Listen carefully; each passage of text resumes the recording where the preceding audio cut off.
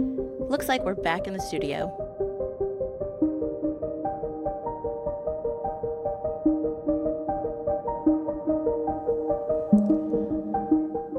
Design begins when you sit down and think.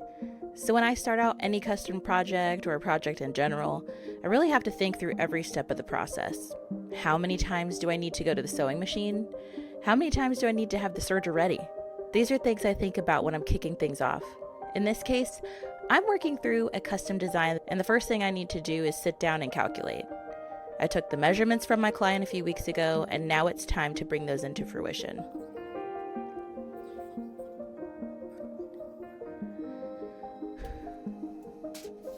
The first step in this long process was getting all the measurements converted over in the size chart, and now I decide that I need to make my pattern block for this client. In order to make that pattern block, I have to start with the standard size and adjust to her measurements. Like all projects, I'm going to split this up into two completely different segments. The first segment being development, and the second one being production. In the development process, which is where we're at right now, that's where I'm making all my patterns.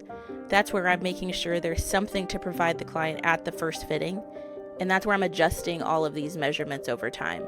You're not really producing anything until it's out of fashion fabric, in my mind.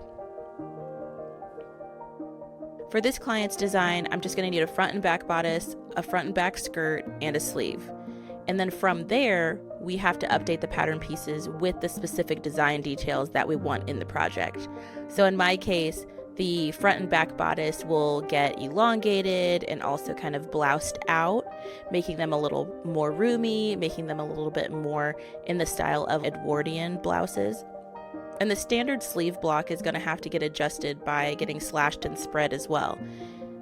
When you make a front and back skirt block, it's basically just a pencil skirt. It just hits right at the natural waist and hits right above the knee. So because this client wants something floor length and there might need to be more of an A-line to it, that's going to have to get elongated and slashed and spread.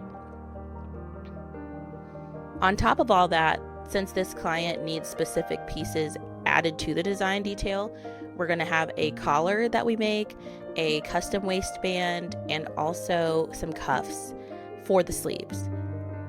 And then we have to think through how she's getting in and out of the garment. In the case of this garment, it's going to be something that needs to be opened quickly and gotten out of because it is an overpiece for a costume.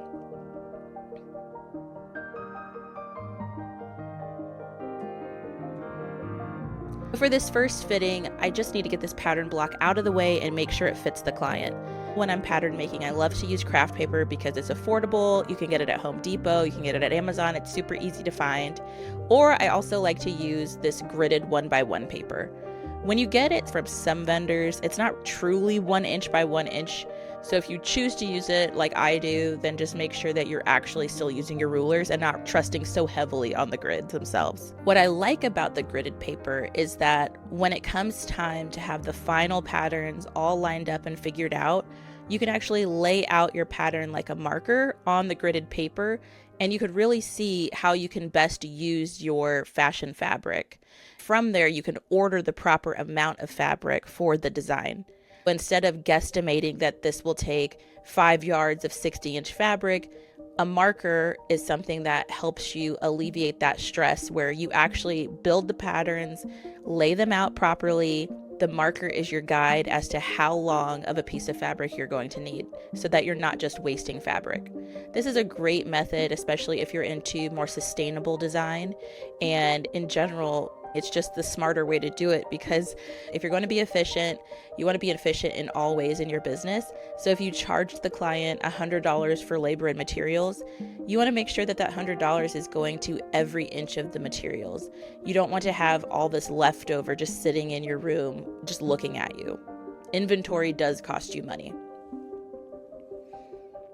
The space that excess yardage takes up in your studio is also valuable to you.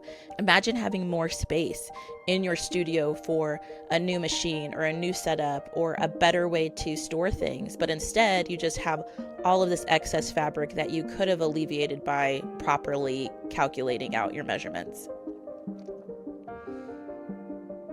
During the development process, I use the gridded paper because it at least gives me some guideline, and it also keeps things a little bit more consistent. So if I choose to go through and make a craft paper or a tag board sloper out of the project, I actually have something to go off of that I can keep in the working phase. If I need to slash and spread, it's a lot easier when I have some grids and some lines to go off of. And I don't have to manually make those lines and kind of guesstimate, halfway points and things like that. So it's just easier all around to use the gridded paper as your starting point when you're getting things developed. As always, I have a link in the description that goes to my resources page, which is anything I use, any tools, that is all located in the description below. So I say continue through this process. I just want to take you along for the ride of, just really working through one step at a time. All of that to say that this is just the first phase of many that I'm going to take you on as I work through this project and many more. So this is just a little encouragement, maybe a little motivation for you to utilize your excess time wisely. If you look at the time and how you spend it each week, if you find yourself scrolling endlessly and watching a ton of videos of other people doing things, imagine what you could do if you were working alongside them. So if you want to go ahead and work alongside me when I have my new videos out, I'm always happy to have a friend along. And like and subscribe for more content for design and encouragement and creatives that might be a little type B.